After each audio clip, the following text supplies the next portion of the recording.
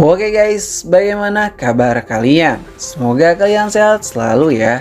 Sesuai permintaan di tab komunitas kemarin, Mimin akan menceritakan alur cerita Demon Slayer dari season pertama hingga selesai, sambil menunggu Sun Wukong yang masih tak kunjung juga datang.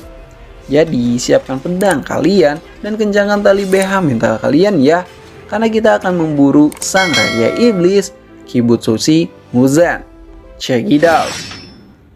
Di awal cerita, kita diperlihatkan seorang bocah bernama Tanjiro. Ia adalah seorang bocah yang tinggal di atas gunung bersama keluarganya. Semenjak ayah Tanjiro meninggal, Tanjiro sebagai anak pertama, ia harus banting tulang demi keluarga tercinta. Di saat musim dingin tiba, Tanjiro pun berniat menjual arang ke suatu desa yang tepat ada di bawah kaki gunung ia tinggal. Singkat cerita, Tanjiro pun sudah sampai di desa itu. Tanjiro yang sudah sering kali ke sana dikenal oleh penduduk desa karena kemurahan hatinya yang selalu membantu mereka. Sampai suatu ketika Tanjiro pun kemalaman untuk pergi pulang dan dicegah oleh Kang Warung yang ada di kaki gunung. Ia meminta Tanjiro untuk tidak melakukan perjalanan. Tanjiro awalnya menolak. Namun Kang Warung bersikeras menyuruh Tanjiro untuk menginap. Karena bisa saja para iblis berkeliaran di tengah malam, yang membuat nyawa Tanjiro dalam bahaya. Tanjiro yang mendengarkan hal itu akhirnya menginap juga. Lalu singkat cerita pagi pun telah tiba. Tanjiro pun melanjutkan perjalanannya. Di saat sudah hampir sampai, Tanjiro pun mencium bau darah yang sangatlah kuat.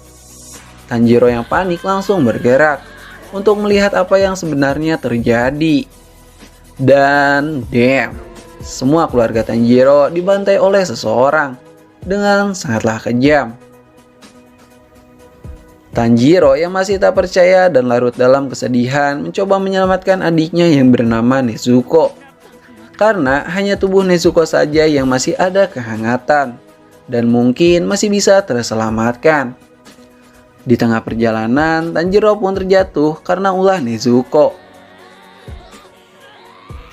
Di saat Tanjiro bangun, ia pun mencoba mencari Nezuko kembali. Yang secara tiba-tiba, Nezuko pun mencoba menggigit Tanjiro.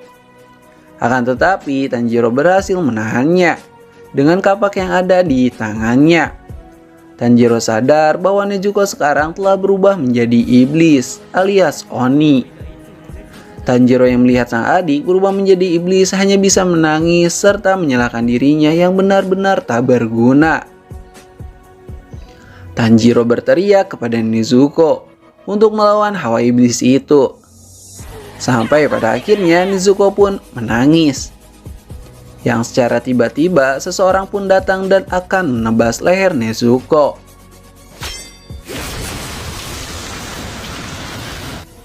Namun, Tanjiro berhasil menyelamatkan adiknya tersebut dengan sebuah gerakan yang sangatlah cepat.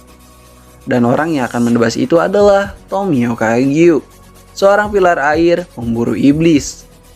Tomioka yang mempunyai kekuatan yang sangat gila dalam sekejap mata berhasil mengambil Nezuko dari tangan Tanjiro.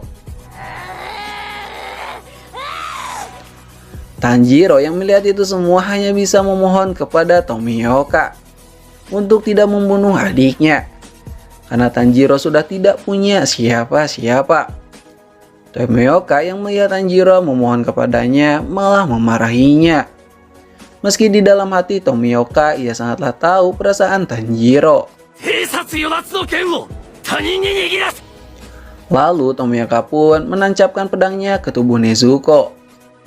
Tanjiro yang melihat itu pun langsung melakukan perlawanan. Meski itu semua percuma, yang membuat Tanjiro benar-benar tak berdaya. Namun Tomioka terkejut dengan apa yang Tanjiro lakukan, karena serangan tersebut bisa saja membuat Tomioka terluka. Nezuko yang melihat Tanjiro tak berdaya berhasil menendang Tomioka dan mencoba melindungi sang kakak. Yang membuat Tomioka tak percaya bagaimana bisa seorang iblis melindungi manusia. Di tengah pertarungan itu pun Tomioka tersadar. Kini hati Tomioka sudah mulai terbuka dan menyuruh mereka berdua bertemu dengan gurunya yang bernama Urokodaki yang tinggal di kaki gunung Sagiri. Tomioka berkata untuk Tanjiro menjaga adiknya dari sinar matahari. Lalu Tanjiro pun menguburkan semua keluarganya dan memulai perjalanan baru dengan adiknya itu. Singkat cerita, Tanjiro pun menanyakan ke salah satu warga kemana jalan Gunung Sagiri, serta membeli beberapa bambu untuk Nezuko bersembunyi. Setelah Nezuko bersembunyi, Tanjiro pun menggendongnya dan bergegas untuk bertemu Urokodaki. Kemudian malam pun tiba, di mana mereka melihat kastil di atas bukit sana. Tanjiro yang peka mencium darah dari kuil itu. Dan benar saja, di dalam kuil tersebut ada seekor iblis yang sedang memakan manusia dengan sangatlah lahapnya. Sang iblis yang tak terima karena sudah diganggu langsung menyerang Tanjiro. Namun Tanjiro berhasil menebas leher iblis tersebut. Sang iblis berkata itu semua percuma dan sangatlah sia-sia. Lalu sang iblis pun menyerang Tanjiro kembali dan menjikik Tanjiro hingga hampir mati. Di saat kondisi yang tak menguntungkan ini, tiba-tiba Nezuko pun berlari dan menendang kepala iblis tersebut hingga terputus. Sang iblis yang tak terima menghajar Nezuko dengan tubuh tanpa kepala. Sedangkan kepala iblis tersebut mencoba melawan Tanjiro. Yang pada akhirnya Tanjiro berhasil mengatasinya, serta membantu Nezuko yang sedang disiksa. Tubuh iblis tanpa kepala pun berhasil Tanjiro singkirkan ke dasar jurang. Meski begitu, sang iblis tidaklah mati. Tanjiro mencoba membunuh iblis itu dengan belati. Yang secara mengejutkan, seseorang pun datang dan berkata jika Tanjiro harus membunuh iblis itu dengan caranya sendiri. Tanjiro mencoba dengan sebuah batu.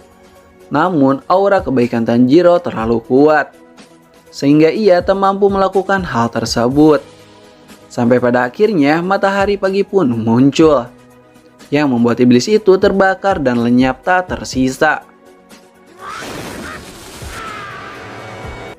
Patwa yang memakai topeng itu pun memperkenalkan dirinya jika ia adalah Urokodaki, guru dari Tomioka Gyu.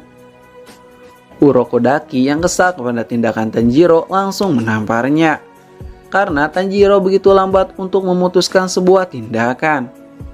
Singkat cerita, setelah Tanjiro diberikan pengarahan, Urokodaki pun menyuruh Tanjiro untuk mengikutinya, serta membawa Nezuko bersamanya. Kini Tanjiro yang berlari sekuat tenaga akhirnya sampai juga di rumah Urokodaki. Lalu Urokodaki pun mengajak Tanjiro berjalan ke atas gunung dan berkata jika Tanjiro harus menuruni gunung ini sebelum matahari pagi. Tanjiro yang percaya diri mulai menuruni gunung ini. Akan tetapi Tanjiro pun terkena perangkap dari sana sini. Kini Tanjiro pun tahu jika menuruni gunung ini tidaklah semudah itu. Terlebih lagi ia kesulitan bernapas karena oksigen di atas gunung itu sangatlah sedikit. Namun Tanjiro pun tetap saja tak ingin menyerah dan mencoba melewati ini semua. Sampai pada akhirnya Tanjiro pun berhasil kembali ke rumah Urokodaki meski ia sudah tak sadarkan diri. Dan part pertama kali ini pun berakhir di sini. Terima kasih sudah nonton channel ini. Like aja jika kalian suka, dislike aja jika kalian tidak suka. Kami ceritain pamit dan sampai jumpa di next video ya. Bye bye.